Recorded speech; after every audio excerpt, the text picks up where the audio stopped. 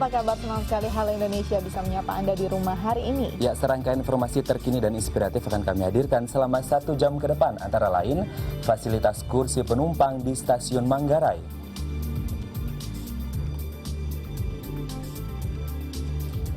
Ada pula upaya menjaga Ciliwung.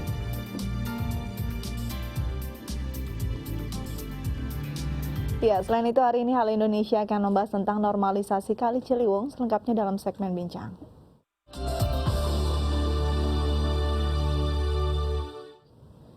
PT KAI Komuter Jabodetabek melakukan terobosan baru yaitu dengan mengganti kursi tunggu yang ada selama ini dengan kursi sandar. Ya, keberadaan kursi sandar dapat menghemat ruang pada peron kereta. Untuk sementara, keberadaan kursi ini baru ada di Stasiun Manggarai, menyusul stasiun-stasiun lain yang dilintasi oleh kereta komuter lain. Ada pemandangan yang sedikit berbeda saat kita memasuki kawasan Stasiun Manggarai, Jakarta Selatan. Tak terlihat lagi deretan kursi yang biasa digunakan penumpang untuk menunggu kedatangan kereta. Ya, sejak Oktober 2015, PT KAI Komuter Jabodetabek telah mengganti kursi tunggu di stasiun kereta dengan kursi sandar. Kursi ini memang berbeda dengan kursi pada umumnya. Kursi sandar tidak memiliki dudukan penuh dan memiliki bentuk yang ramping. Karena bentuknya yang ramping, PT KCJ menilai kursi sandar bisa menjadi salah satu solusi untuk menghemat ruang dan menyiasati laju pertumbuhan pengguna kereta komuter yang meningkat setiap tahunnya. Jadi sebenarnya kursi sandar ini hanya bagian dari strategi ataupun inovasi kami ya, bagaimana menyiasati keterbatasan stasiun yang ada terhadap tingginya angka pertumbuhan penumpang di Jabodetabek seperti itu. Jadi kalau bisa kita lihat saat ini, memang kursi sandar itu dari sisi desain itu dia lebih simple dan tidak terlalu memakan banyak space seperti kursi yang ada sebelumnya. Kemudian juga karena itu bolak-balik sehingga untuk mengakomodir jumlah penumpang yang bisa menggunakan fasilitas tersebut juga lebih banyak. Penggunaan kursi sandar pada stasiun kereta memang bukan terobosan baru dalam dunia perkereta-apian. Di negara-negara maju seperti Perancis dan Jepang, kursi sandar telah lama digunakan untuk menunggu kedatangan kereta dengan waktu tunggu yang relatif cepat. Ketika kita benchmark ataupun melakukan studi banding ke negara lain, tentunya harus ada yang diambil dan diimplementasikan. Tidak hanya pergi, melihat, atau lebih ke arah konsep jalan-jalan. Itu yang tidak betul kan ya. Nah ini yang kita lakukan sejauh ini PT KAI Komuter Jabodetabek dan juga PT Kereta Api melakukan program-program pengiriman para karyawan itu sesuai dengan bagian-bagiannya, itu baik ke Perancis, China, ataupun juga Jepang. Pengadaan kursi sandar juga diimbangi dengan penambahan kursi prioritas bagi ibu hamil, lansia, dan anak-anak. Hal ini karena tidak semua penumpang memperoleh kenyamanan dalam menggunakan kursi sandar. Tuh biasa sih nggak nyaman sama sekali, karena mungkin kayak saya kebetulan tadi kan bangku untuk duduknya full ya, otomatis di sini yang tersedia dan agak nggak nyaman sebenarnya karena memang untuk kayak saya yang bawa 2 anak dan bawa bawaan lain-lainnya nggak memenuhi standar sekali gitu. Selain di Stasiun Manggarai, kursi sandar juga akan disediakan pada beberapa stasiun lainnya di Jakarta, seperti Stasiun Karet dan Stasiun Sudirman. Yaudah Rizky, Muhammad Saleh, DAI TV.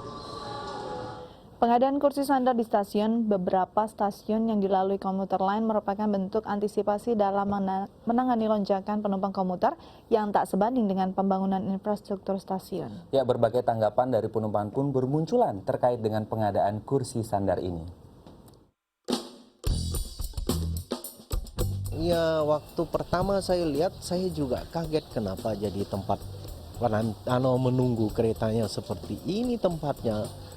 Terus ke depannya saya lihat beberapa kali saya lewat dalam stasiun yang sudah menggunakan tempat seperti itu, baru saya pahamin, oh ini tujuannya apa ya saya kira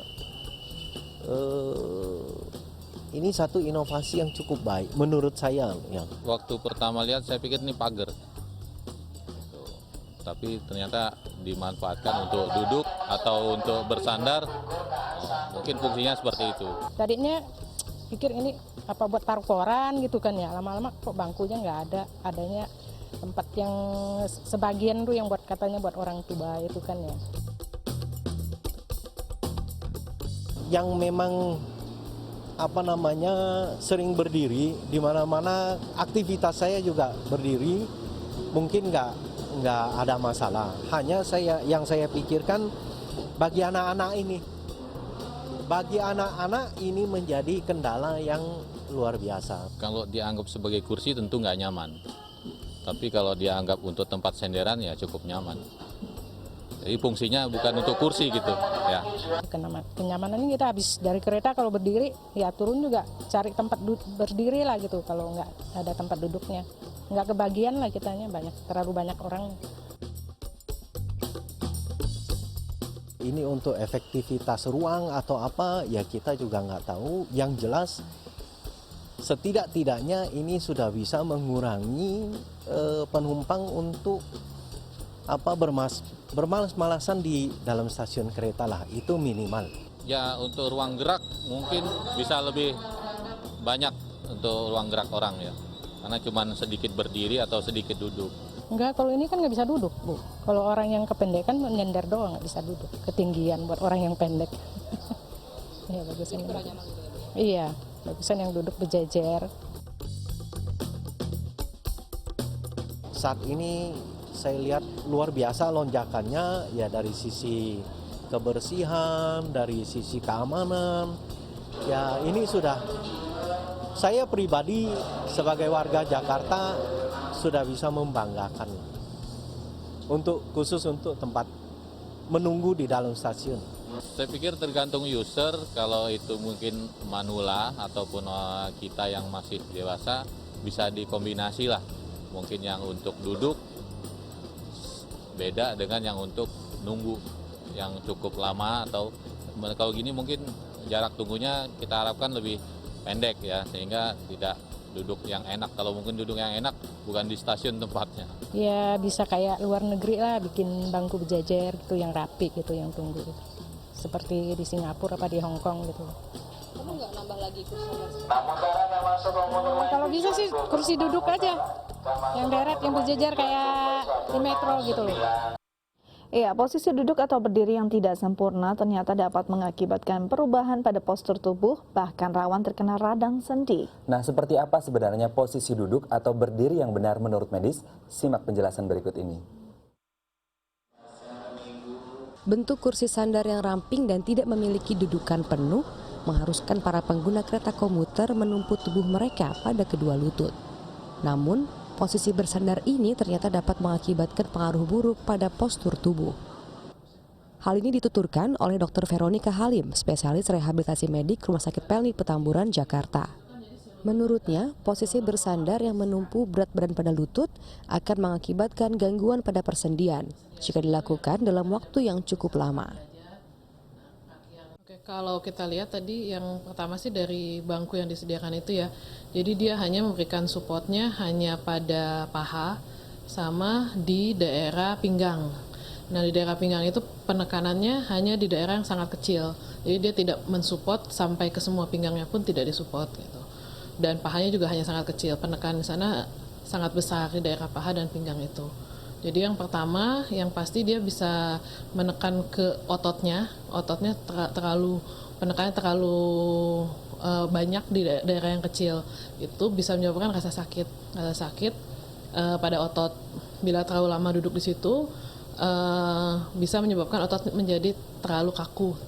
Dan itu bila berlangsung secara terus-menerus, itu nanti pasien-pasiennya bisa merasakan rasa sakit pada pinggang. Untuk menghindari perubahan postur tubuh akibat posisi duduk atau berdiri yang tidak sempurna, ada beberapa tips yang dapat Anda lakukan. Saat duduk, usahakan menggunakan kursi yang dapat menopang punggung Anda sepenuhnya.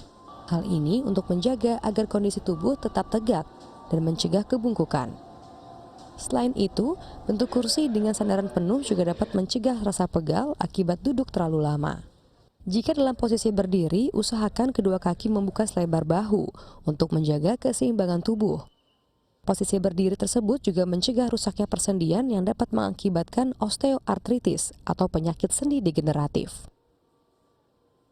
Kalau berdiri, yang pertama itu adalah jarak antar kedua kakinya. Jarak kedua kakinya itu agak dilebarkan selebar bahu. Jadi jangan terlalu sempit supaya kita lebih gampang untuk mempertahankan keseimbangan. Baik ke arah samping kiri kanan maupun ke arah depan belakang. Dan postur tubuhnya seperti yang tadi saya bilang itu harus tetap tegak. Jadi kita menjaga keseimbangannya tidak hanya dengan kaki kita, tapi kita juga menjaga dengan bagian tulang belakang, otot-otot di punggung dan di bagian depan kita. Mode Rizky, Muhammad Saleh, The ITV. Pelestarian Sungai Ciliwung tak terlepas dari peran komunitas yang satu ini. Ya, komunitas bernama Mat Peci atau Masyarakat Peduli Ciliwung ini berusaha menjaga lingkungan di sekitar sungai yang membelah kota Jakarta dengan mengajak masyarakat melalui berbagai kegiatan. Sejak tahun 2009, Mat Peci berkontribusi dalam menjaga lingkungan di sekitar Sungai Ciliwung. Ya, Mat Peci adalah sebuah komunitas yang beranggotakan sejumlah masyarakat yang peduli terhadap kelestarian Sungai Ciliwung. Melalui berbagai program, Mat Peci mengajak masyarakat untuk melakukan pelestarian lingkungan. Di antaranya melakukan penanaman pohon dan aksi pungut sampah di tepi Sungai Ciliwung. Selain penanaman pohon dan aksi pungut sampah, Mat Peci juga memiliki 4 program lainnya guna mendukung pelestarian lingkungan. Kita punya 6 kegiatan. Ya, yang pertama konservasi, di mana kegiatan konservasi ini kita mengadakan bibit untuk kita sendiri yang akan kita tanam di daerah-daerah yang memang rawan dari pepohonan, gersang gitu. Kemudian kegiatan ini juga bisa kita tulurkan untuk menanam di tempat-tempat yang memang atau membibit di tempat-tempat yang sudah ada kegiatan teman-teman kita. Dalam setiap programnya, Mat Peci berusaha melibatkan warga yang tinggal di sekitar Sungai Ciliwung. Seperti halnya memberdayakan warga Pengadegan, Jakarta Selatan untuk mengatasi permasalahan sampah melalui bank sampah berkah. Warga Pengadegan yang menjadi nasabah bank sampah bertugas mengumpulkan sampah yang ada di sekitar tempat tinggalnya. Kemudian sampah-sampah tersebut akan dibawa ke bank sampah untuk ditimbang. Warga akan mendapatkan sejumlah uang sesuai dengan hasil timbangan sampah. Satu, pribadi saya bersih lingkungannya. Kedua, sampah nggak ada yang sampai di got. Tiga, ada hasilnya, duitnya sebulan bisa 100.000. Kan bisa untuk bayar rekening listrik. Dengan adanya bank sampah ini, mudah-mudahan sampah di Kali Ciliwung terutama itu tidak banyak dan mengurangi banjir.